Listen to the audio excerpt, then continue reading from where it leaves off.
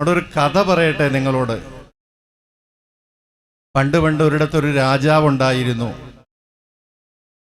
ആ രാജാവിന് നായാട്ടായിരുന്നു അദ്ദേഹത്തിൻ്റെ പ്രധാനപ്പെട്ട വിനോദം. ഒരിക്കൽ അദ്ദേഹം നായാട്ടിന് പോയി. ഉച്ചവരെ നായാട്ട് നടത്തി തളർന്ന് ക്ഷീണിച്ച് വനത്തിൽ പടർന്നു പന്തലിച്ച ഒരു മാവിൻ ചുവട്ടിൽ രാജാവ് അമൃതത്തിനായി വിശ്രമിക്കാനിരുന്നു.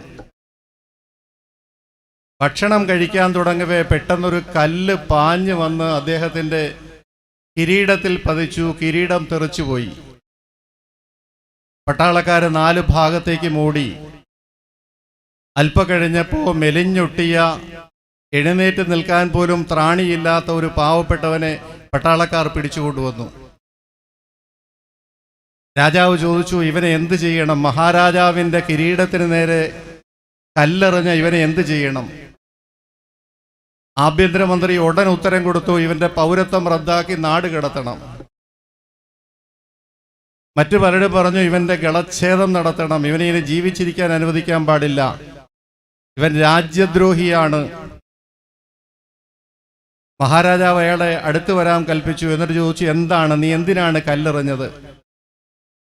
അയാൾ പറഞ്ഞു, മഹാരാജാവേ തിരുമേനി, ഞാൻ ഇവിടെ അങ്ങ് നായാട്ടിന് വരുന്നുണ്ടെന്നറിഞ്ഞ് ഇന്ന് രാവിലെ മുതൽ ഇവിടെ അടുത്ത് വന്ന് അങ്ങയെ മുഖം കാണിക്കാൻ കാത്തിരിക്കുന്ന തൊട്ട അയൽവക്കത്തെ ഗ്രാമത്തിലെ ഒരു താമസക്കാരനാണ്.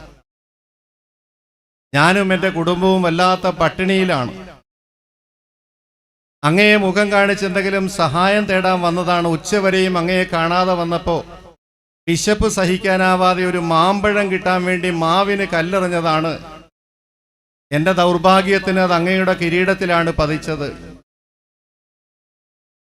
എല്ലാവരും പ്രതീക്ഷിച്ചു രാജാവ് അയാളെ നാട് കടത്തുകയോ കൊലപ്പെടുത്താൻ ഉത്തരവിടുകയോ ചെയ്യുമെന്ന് വിചാരിച്ചു. മഹാരാജാവ് പറഞ്ഞു, ഈ പാവപ്പെട്ടവന് 5 കാര്യങ്ങൾ ഉടൻ തന്നെ കൊടുക്കുക. അയാൾക്കൊരു വീട് നിർമ്മിച്ചു കൊടുക്കുക, പോകാൻ വാഹനം കൊടുക്കുക, ഭക്ഷണവും വസ്ത്രവും കൊടുക്കുക, അയാളുടെ കുടുംബത്തിന് കുറച്ച് ധനസഹായം കൊടുക്കുക.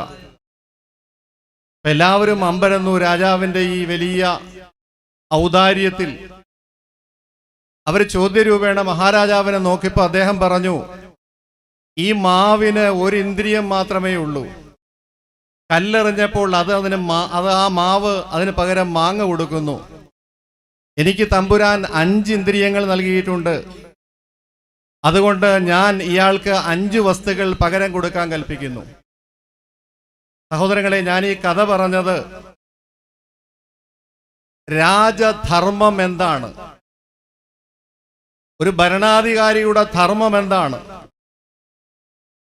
ഭരണാധികാരിയുടെ ധർമ്മം ജനങ്ങൾക്ക് നന്മ കൊടുക്കുക, സന്തോഷിപ്പിക്കുക, ദുരിതങ്ങൾ അകറ്റുക എന്നുള്ളതാണ്. നമ്മുടെ ഈ BJP സർക്കാർ അധികാരത്തിൽ വന്നതിന് ശേഷം നാം കാണുന്നത് എന്താണ്? പൗരന്മാർക്ക് സന്തോഷം കൊടുക്കുന്നു, അതോ അവരെ ക്യൂവിൽ നിർത്തി കഷ്ടപ്പെടുത്തുന്നു? ഓർക്കുന്നുണ്ടോ, 2016 നോട്ട് നിരോധിച്ചപ്പോൾ മൂന്നാറിൽ ഒരു ഹോട്ടലിൽ കയറി ഇംഗ്ലണ്ടിൽ നിന്ന് വന്ന ഒരു സായിപ്പ് ഭക്ഷണം കഴിച്ചിട്ട് പൈസ കൊടുക്കാതെ ഇറങ്ങി ഓടി. നിങ്ങൾ വായിച്ചില്ലേ പത്രത്തിൽ? ഹോട്ടലുകാര് പിന്തുടർന്ന് അയാളെ പിടിച്ചു നിർത്തി. അയാൾ പറഞ്ഞു, എൻ്റെ കയ്യിൽ $ഉണ്ട്, മാറാൻ നിവൃത്തിയില്ല, ഞാൻ 3 ബാങ്കിൽ പോയി, നീണ്ട ക്യൂ ആണ്, 2 ദിവസമായി ഭക്ഷണം കഴിച്ചിട്ടില്ല, നിവർത്തി കെട്ടി ഞാൻ ഇറങ്ങി ഓടിയതാണ്. മോദി സർക്കാർ ജനങ്ങൾക്ക് കൊടുത്ത ക്ഷേമം ഇതാണ്. അച്ഛാദിൻ എന്ന് പറഞ്ഞുകൊണ്ട് ജനങ്ങളെ കഷ്ടത്തിലും ദുരിതത്തിലുമാക്കുകയാണ്. ഇതാണോ രാജധർമ്മം? സഹോദരങ്ങളെ, ഒറ്റക്കണ്ണൻ കാളക്കൂറ്റൻ മേയുന്ന സ്ഥലം പെട്ടെന്ന് മനസ്സിലാക്കാം. കാരണം ഒറ്റക്കണ്ണൻ കാളക്കൂറ്റൻ അവൻ്റെ ആ കണ്ണുള്ള ഭാഗത്ത് മാത്രമേ മേയൂ. അയാൾ മേഞ്ഞ ഇടം പെട്ടെന്ന് മനസ്സിലാക്കാം. ഞാൻ പറയുന്നു, ഭാവി ചരിത്രത്തിൽ BJPയുടെ ഭരണകാലഘട്ടം ചരിത്രകാരന്മാർക്ക് പെട്ടെന്ന് കണ്ടെത്താനാകും. കാരണം അവരുടെ കാഴ്ചപ്പാട് ഏകപക്ഷീയമാണ്. അവരുടെ നടപടികൾ പക്ഷപാതപരമാണ്. അവരുടെ മുഖമുദ്ര ന്യൂനപക്ഷ വിരോധമാണ്, മുസ്ലിം വിരോധമാണ്. ഞാൻ വിശദീകരിക്കുന്നില്ല, ഇവിടെ ഒരുപാട് ആളുകൾ സംസാരിക്കാനുണ്ട്. ആദ്യമായി ഇഫ്താർ വിരുന്ന് നിർത്തലാക്കി. ഇന്ത്യ ഭരിച്ച എല്ലാ പ്രധാനമന്ത്രിമാരും പ്രസിഡന്റുമാരും റമദാനിൽ ഇഫ്താർ പാർട്ടികൾ സംഘടിപ്പിക്കുമായിരുന്നു. ആദ്യം ഇഫ്താർ പാർട്ടി നിർത്തലാക്കി. നാം ആരും ശ്രദ്ധിച്ചില്ല, സാരമില്ല എന്ന് വിചാരിച്ചു. രണ്ടാമതായി സ്ഥലനാമങ്ങൾ മുഴുവൻ മാറ്റി ഹൈന്ദവ പേരുകൾ കൊണ്ടുവന്നു. മനസ്സിലാക്കണം, ഉത്തരേന്ത്യയിലെ പ്രധാനപ്പെട്ട നഗരങ്ങൾ മുഴുവനും മുസ്ലിമീങ്ങൾ സ്ഥാപിച്ചതാണ്. ഫൈസാബാദ്, അലഹാബാദ്, അഹമ്മദാബാദ്, ഔറംഗാബാദ് നിങ്ങൾ നോക്കുക. ഉത്തരേന്ത്യയിലെ പ്രധാനപ്പെട്ട സ്ഥലങ്ങൾ മുഴുവനും മുസ്ലിമീങ്ങൾ സ്ഥാപിച്ചതാണ്, മുസ്ലിം ഭരണാധികാരികൾ സ്ഥാപിച്ചതാണ്. അത് മുഴുവൻ മാറ്റി. നമ്മൾ വിചാരിച്ചു എന്താ പ്രശ്നം, ഇപ്പൊ കവടിയാറിന്റെ പേര് നാളെ മാറ്റുന്നു. കവടിയാറിന് പകരം രാമവാഡ്, സീതയാർ എന്നൊക്കെ ആറ്റിയാൽ നമുക്കെന്താ പ്രശ്നം? ഒന്നുമില്ല. നമ്മൾ പരിഗണിച്ചില്ല. ഓരോന്നിലും മുസ്ലിം വിരോധം പച്ചയായി പ്രകടിപ്പിക്കുകയായിരുന്നു. മൂന്നാമതായി UAPA കൊണ്ടുവന്നു. ഭരണകൂടത്തിന് ആരെയും ഭീകരനാക്കാം, ഏത് നിമിഷവും അകത്താക്കാം.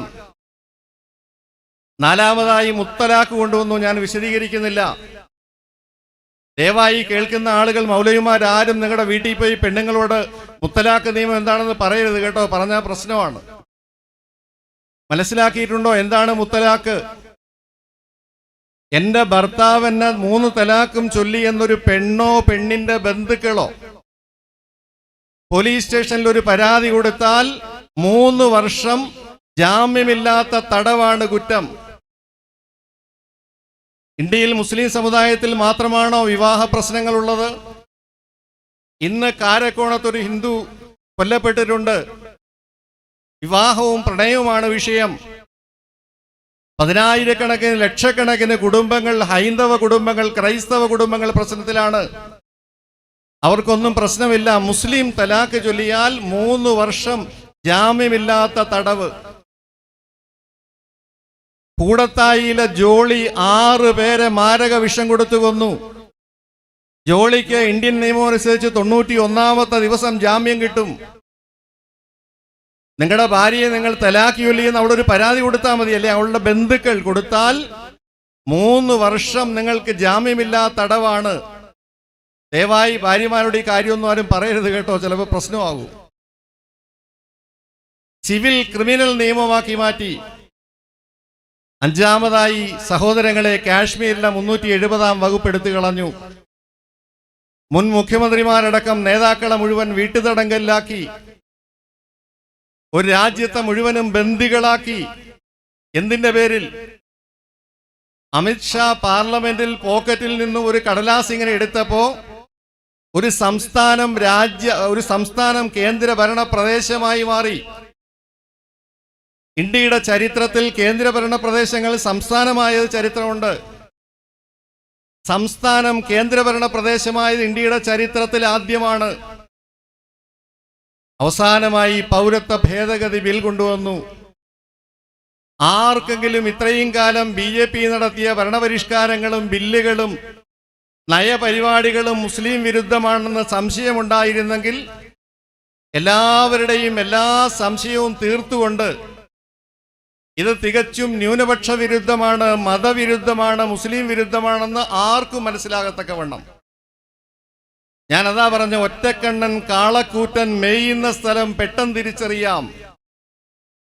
BJPയുടെ ഭരണകാലഘട്ടം ചരിത്രത്തിൽ നാളെ ചരിത്രകാരന്മാർക്ക് പെട്ടെന്ന് അടയാളപ്പെടുത്താനാവും. മുസ്ലിം വിരോധം മാത്രം. എൻ്റെ പ്രിയമുള്ള സഹോദരങ്ങളെ, ഞാൻ ചോദിക്കട്ടെ, 6 പേർക്ക് കൊടുക്കുന്നത് 7-ാമത്തവന് മാത്രം കൊടുക്കാത്ത എന്താണ്? ഇവിടെ പറയപ്പെട്ടു, ഇന്നലെ ശ്രീ ജോർജ് ഓണക്കൂറിനെ കാണാൻ പോയി കേന്ദ്രമന്ത്രി. ബിഷപ്പിനെ കാണാൻ ചെന്നു. അവരൊക്കെ ചോദിച്ച ഇതാണ്, 6 പേർക്ക് കൊടുക്കുന്നത് 7-ാമന് കൊടുക്കുന്നതിൽ എന്താണ് തെറ്റ്, എന്താ കുഴപ്പം?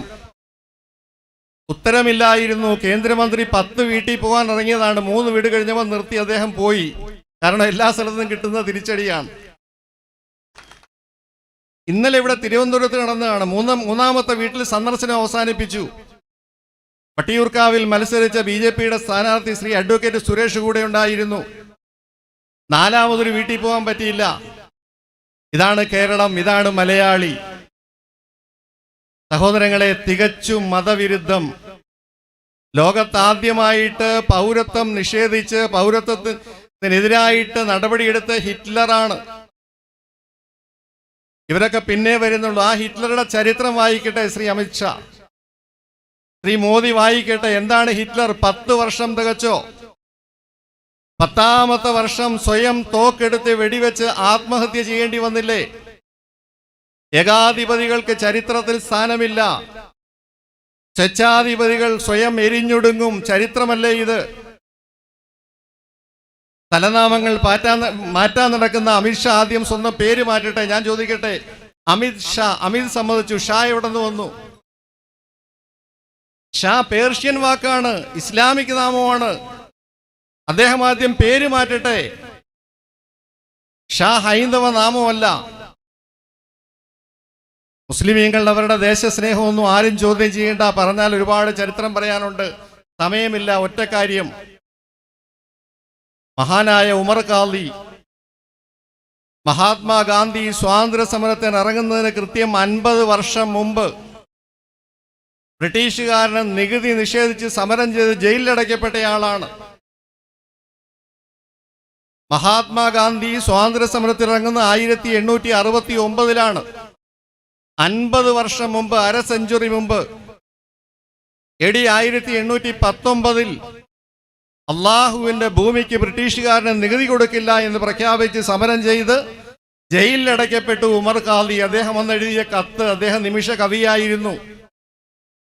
അദ്ദേഹം എഴുതിയ കത്ത് പ്രസിദ്ധമാണ്.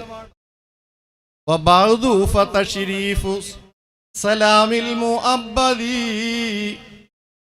ഇലാ ഹളറത്തിൽ അലവി ശൈഖി വ മുർഷിദി സ്വലാത്തും വ തസ്ലീമുൻ.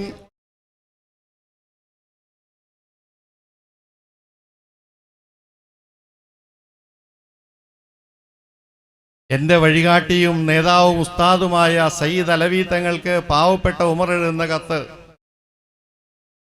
തരീമിയുദാരിൻ ഹളറമയ്യു ശരീഫു മിൻ ഖുലാസാനി ഔലാദിൻ നബിയി മുഹമ്മദി സ്വലാത്തും വ തസ്ലീമുൻ.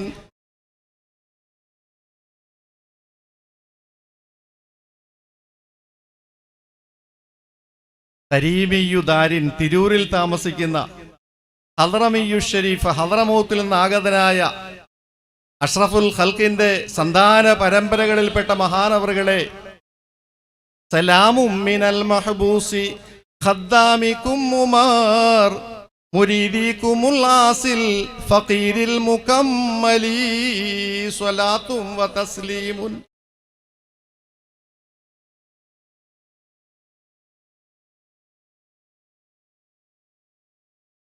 അല്ലാഹു മദീനയിലെ മുത്തിനെത്തുന്ന ഈ സ്വലാത്തിന്റെ പേരിൽ അതിൻ്റെ ബർക്കത്ത് കൊണ്ട് ഈ നശിച്ച ബില്ല് ഇല്ലാതാകാൻ തൗഫീക്ക് നൽകുമാറാകട്ടെ.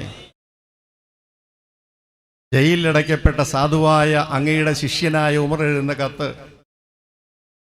ഫസയ്യറനി ഫിൽ ഹബ്സി സാഹിബു തുക്കിടി അലാ ദുൽമിനി ബു സാഹിബിൻ വഹുവ മുതദി സ്വലാത്തും വ തസ്ലീമുൻ.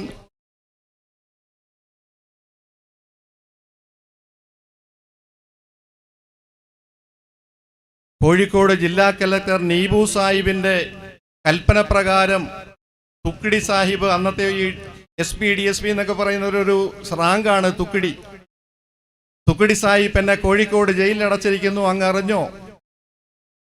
ഫസയ്യറനി ഫിൽ ഹബ്സി സാഹിബു തുക്കിടി അലാ ദുൽമിനി ബു സാഹിബിൻ വഹുവ മുതദി സ്വലാത്തും വ തസ്ലീമുൻ.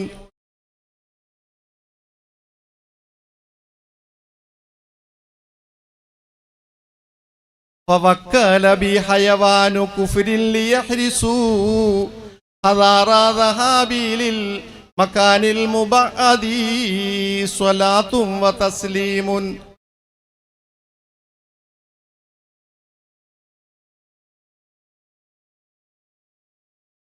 എന്നെ തടവിലായിരിക്കുന്നു തങ്ങളെ. ഞാൻ എങ്ങോട്ടെങ്കിലും ഓടിപ്പോകുമെന്ന് പേടിച്ചിട്ടാണോ ഇവരെന്നെ തടവിലിടുന്നത്? ഞാൻ ഇന്ത്യയിൽ നിന്ന് എങ്ങോട്ട് പോകാൻ? വമാ ബിയദി മിൻ ഉദ്ദത്തിൽ ഹർബി ആലത്തുൻ വലൗ നഹ്വ സിക്കീനിൻ വഗൈറൽ മുഹദ്ദദി യതി അലൽ മുസ്തഫൽ മുഖ്താരി ഖൈരിൽ ബരിയതി. തങ്ങളെ എൻ്റെ കയ്യിൽ ഒരു പേനാക്കത്തി പോലുമില്ല, ഒരായുധങ്ങളുമില്ല. എന്നിട്ട് എന്തിനാണ് എന്നെ ഇവർ തടവിലിട്ടിരിക്കുന്നത്? മനസ്സിലാക്കണം, മഹാത്മാഗാന്ധി ഇന്ത്യൻ സ്വാതന്ത്ര്യ സമരത്തിനിറങ്ങുന്നതിന് അരനൂറ്റാണ്ട് മുമ്പ് 1819 ഹൈന്ദവ സഹോദരങ്ങൾക്ക് ഇതൊക്കെ പറഞ്ഞു കൊടുക്കണം. ബ്രിട്ടീഷുകാരനോട് സമരം ചെയ്ത് ജയിലിലടയ്ക്കപ്പെട്ടവരുടെ പിൻഗാമികളാണ് നാമെങ്കിൽ ഇവിടെ പറയപ്പെട്ടതുപോലെ നാം ഇത് കണ്ട് ഭയപ്പെടുകയില്ല, പിന്മാറുകയില്ല. ജനനം ഒന്നേ ഉള്ളൂ, മരണവും ഒന്നേ ഉള്ളൂ. സഹോദരങ്ങളെ, നരഭോജിയായ കടുവയുടെ കാൽപ്പാടുകൾ വീടിന്റെ പരിസരത്ത് കണ്ടാൽ അപകടം മണത്തുകൊള്ളുക. ആനയ്ക്ക് മദപ്പാട് കണ്ടാൽ ഈ ആന സാവധാനം ഒട്ടും വൈകാതെ കൊലയാനയായി മാറുമെന്ന് മനസ്സിലാക്കിക്കൊള്ളുക. വീട്ടിലെല്ലാവരോടും സ്നേഹത്തോടെ നന്ദിയോടെ പെരുമാറിക്കൊണ്ടിരുന്ന നായ ഒരു ദിവസം അതിൻ്റെ വായിൽ നിന്ന് ഈളയും പതയും നുരയും പതയും വരുന്നുണ്ടെങ്കിൽ, അതിൻ്റെ വാലിൻ്റെ ആകൃതി മാറുന്നുണ്ടെങ്കിൽ അതിന് പേ പിടിച്ചിരിക്കുന്നു എന്ന് മനസ്സിലാക്കുക. അള്ളാഹു കാത്തുരക്ഷിക്കുമാറാകട്ടെ. അള്ളാഹു ഈ കരിനിയമം പരാജയപ്പെടുത്തുമാറാകട്ടെ. ഇമാംസ് കൗൺസിൽ എല്ലാ ഉലമാക്കൾക്കും ഹൃദ്യമായ അഭിവാദനം നേർന്നുകൊണ്ട് അള്ളാഹു അനുഗ്രഹിക്കട്ടെ എന്ന് ദുആ ചെയ്തുകൊണ്ട് വാഖിറു ദഅ്വാനാ അൽഹംദുലില്ലാഹി റബ്ബിൽ ആലമീൻ.